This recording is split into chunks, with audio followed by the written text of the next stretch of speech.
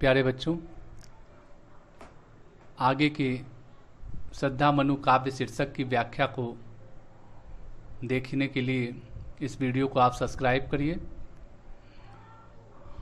पिछले लेक्चर में मैंने बताया था कि किस प्रकार श्रद्धा जो है हताश निराश मनु के जीवन में आशा का संचार बनकर आती है और उसे कर्मयोग की शिक्षा भी देती है। आगे वो विभिन्न युक्तियों के द्वारा, विभिन्न प्रतीकों के द्वारा उसे जो है उसमें आशा का संचार भरने का प्रयास करती है। देखिए, काव्य का वाचन पहले कर रहा हूँ। प्रकृति के यौवन का श्रृंगार करेंगे कभी न बासी फूल। बासी फूल का तात्पर्य है बच्चों मुरझाए हुए फूल। मिलेंगे वे जाकर अतिशीघ्र, आह उत्सुक है उनको धूल। यहाँ पर आह शब्द आया है, यानी उस बासी फूल के बारे में दुख व्यक्त किया गया है। तो दुख जो है निराशा का प्रतीक है। तो यहाँ पर जो है प्रसंग क्या है, श्रद्धा ने बासी फूल का उदाहरण देकर मनु के निराश मन में उत्साह भरने का प्रयास किया है। अब व्याख्या देखिए, श्रद्धा जो है निराश मनु को समझाते हुए कहती है कि प्रकृति की शोभा कभी भी बासी अथवा मुरझाए फूल द्वारा नहीं हो सकती। जो फूल ताजे हों, खिले हों, उन्हीं की सुंदरता और खुशबू से बाग बगीचों या वन की सुंदरता में वृद्धि हो सकती है। डाल से टूटे हुए पुष्प का तो बस एक ही परिणाम होता है कि वह धूल में मिलकर अपना अस्तित्व समाप्त कर देते हैं। अतः मानव को भी निराशा और अकर्मण्यता त्याग कर आशा और उद्यम के सहारे अपने जीवन को सार्थक बनाना चाहिए। एक तुम, आगे की व्याख्या, एक तुम यह विस्तृत भूखंड, प्रकृति वैभव से भरा अमंद, कर्म का भोग, भोग का कर्म, यही जड़ का चेतन आनंद। अकेले तुम कैसे असहाय यजन कर सकते, तुच्छ विचार, तपस्वी आकर्षण से हीन, कर सके नहीं आत्मविस्तार। इसके शब्दार्थ को देख लीजिए।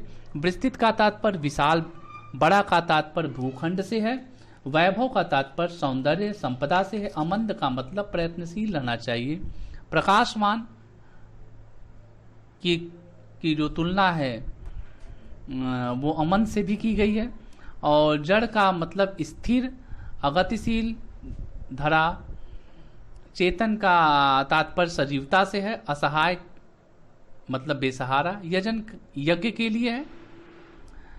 यहाँ पे जो है श्रद्धा मनु को कर्मयोगी बनने की शिक्षा देती है। श्रद्धा कहती है निराशा से भरे मनु के मन में आशा के दीप प्रज्वलित करना चाहती है। वह कहती है कि ऐ तपस्वी, एक और तुम हो जो केवल निराशा और असफलता की ही बातें करते हो। दूसरी यह प्रकृति जो है विभिन्न प्रकार की वैभव संपदाओं से भरी है, जो यह संदेश देती है कि उपभोग करो और सदैव आगे बढ़ो। अतः ऐ मनु, तुम्हें इस प्रकार निराश और उद्यमहीन होकर जीवन बिताने की आवश्यकता नहीं है, बल्कि कठिन परिश्रम करते हुए इस पृथ्वी पर संसाधनों का उचित रूप से उपभोग करना चाहिए। हमें अपने कर्म के अनुसार ही फल की प्राप्ति होती है।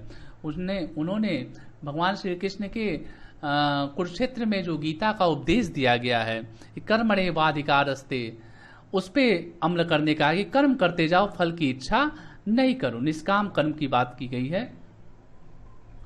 कहते हैं कि हमारी प्रकृति भी इसी सिद्धांत का पालन करती है। पेड़ पौधे जिन्हें जड़ कहा गया है निस्वार्थ भाव से फलते फूलते हैं।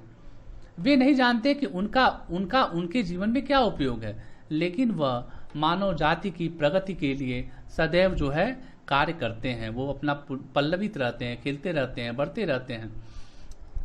तत्पश्चात श्रद्धा मनु के कहे पूर्व कथन को दोहराती है, कहती है कि तुम्हारा कहना है कि मैं अकेला और असहाय हूं, किंतु तुम ही सोचो, क्या ऐसे व्यक्ति द्वारा हमारे पौराणिक ग्रंथों में या हमारे वेदों में क्या ऐसा उसके द्वारा अकेले रूप में किया गया यज्ञ सफल होगा?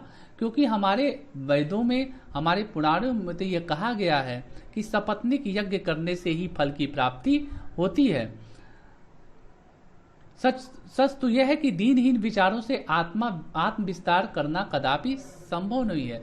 हे मनु, तुम्हें अपने आत्मा का विस्तार करना होगा, तुम्हें आगे बढ़ना होगा। इसलिए सदैव तुम कर्मवीर बनकर आगे बढ़ते हुए इस पृथ्वी पर कल्याण की भावना को लेते हुए आगे बढ़ने का प्रयास करो। समर्पण लो सेवा का सार।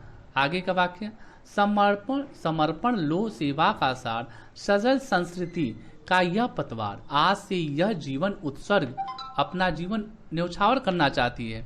इसी पदतल में विगत विकार, बनो संस्कृति के मूल रहस्य, तुम्ही से फैलेगी वह बेल, विश्व भर सौरभ से भर जाए, सुमन का खेल लो सुंदर खेल। यहाँ जो है शब्दार्थ देखिए, पतवार जो है नाव खेने का डंडा कहा जाता है, जिससे नाविक जो है नाव को आगे बढ़ाता है। जल सजल संस्कृति का मतलब तात्पर्य है जल से युक्त सृष्टि। उत्सर्ग का तात्पर्य जो है न्यौछावर से है। और बेल जो है लता का पर्यायवाची है, सौरभ सुगंध और सुमन पुष्प से। यहाँ पर श्रद्धा जो है मनु के साथ कंधा से कंधा मिलाकर इस सृष्टि को आगे बढ़ाने की संदेश देती है। श्रद्धा मानव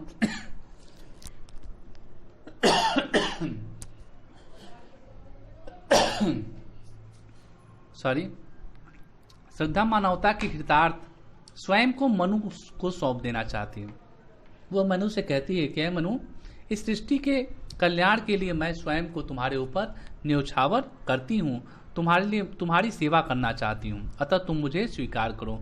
तुम्हारे द्वारा मेरा समर्पण स्वीकार कर लेने से हम इस सृष्टि अर्थात संपूर्ण मानव जाति की सेवा कर लेंगे। इस प्रकार मेरा सेवा कर्म इस जलमग्न अथवा समस्याओं से ग्रस्त संसार हेतु पतवार बनकर लोक कल्याण में सहायक होगा। तुम्हारे पिछले सभी दोषों को भूलकर मैं आज से अपना जीवन तुम्हें सौंप रही हूँ। जग कल्याणार्थ मुझे अपनी जीवन संगनी स्वीकार करो। मैं जीवन भर तुम्हारा साथ देकर अपने कर्तव्यों का पूर्णतः पालन करूंगी। श्रद्धा आगे कहती है, हे तपस्वी, मुझे अपनाकर सृष्टि को आगे बढ़ाने में सहायक बनो। इसके रहस्यों अर्थात जीवन मरण के सच का साक्षात्कार करो, स्वयं सामना करो। इस सृष्टि को तुम्हारी नितांत आवश्यकता है। तुम्हारे द्वारा ही सृष्टि की बेल जीवन पा सकेगी। अतः मुझे अपनी संगनी अर्थात धर्मपत्नी बनाओ और मैं इस सृष्टि को बढ़ाने में अपना सर्वस्व न्यौछावर करूंगी, क्योंकि हमारे तुम्हारे मिलन से ही इस जो संसार रूपी बगिया में जो है पुष्प खिलेंगे और इस प्रकृति को, इस सृष्टि को आगे बढ़ाने का कार्य करेंगे। यहाँ पर जो है काव्यगत सौंदर्य के रूप में देखा जाए तो यहाँ पे श्रद्धा का सृष्टि को बढ़ाने की जो बात है वो मानवतावादी दृष्टिकोण को प्रस्तुत करता है। श्रृंगार छंद है, बीच बीच में कहीं कहीं आपको अनुप्रास और यमक अलंकार भी मिला है। गुण जो है माधुर्य है। आगे की देखिए, और यह क्या तुम सुनते नहीं, विधाता का मंगल वरदान, शक्तिशाली हो विजयी बनो, विश्व में गूंज रहा जयगान, डरो मत अरे अमृत संतान, अग्रसर है मंगल वृद्धि, पूर्ण आकर्षण जीवन केंद्र, खिंची आवेगी सकल समृद्धि। विधाता का पर्यायवाची जो होगा तात्पर्य होगा वह ईश्वर से है। भाग्य निर्माता भी कहा जाता है। मंगल वरदान शुभ आशीर्वाद है। अमृत संतान का तात्पर्य अमर पुत्र से है, देव पुत्र से है। अग्रसर का तात्पर्य है आगे बढ़ने से है। सकल का तात्पर्य संपूर्णता से है, खुशहाली से है। ध्यानपूर्वक सुनिए बच्चों।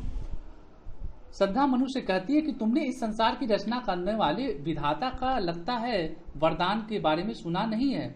उन्होंने बार बार कहा है, उस विधाता ने मनुष्यों को शिक्षा दी है कि शक्तिशाली बनकर विजय प्राप्त करो। हे देवपुत्र, तुम इस नवीन सृष्टि का विकास करने के लिए तैयार हो जाओ। किसी भी प्रकार से आशंका से भयभीत न हो, क्योंकि अगर तुम आशंका करोगे तो निराश होगे। और कल्याण अगर सृष्टि का चाहते हो तो मन से अपनी निराशा और शंका को दूर करो। तुम्हारा जीवन आकर्षण से भरा हुआ है, अतः सभी सुख संपन्नता और वैभव को अगर प्राप्त करना है तो समस्त प्रकार की शंकाओं का दूर करो और स्वयं को भी इस यज्ञ कार्य में अर्थात पवित्र यज्ञ कार्य का तात्पर्य यहाँ पे सृष्टि की श्रृंखला बढ़ाने के लिए तुम स्वयं भी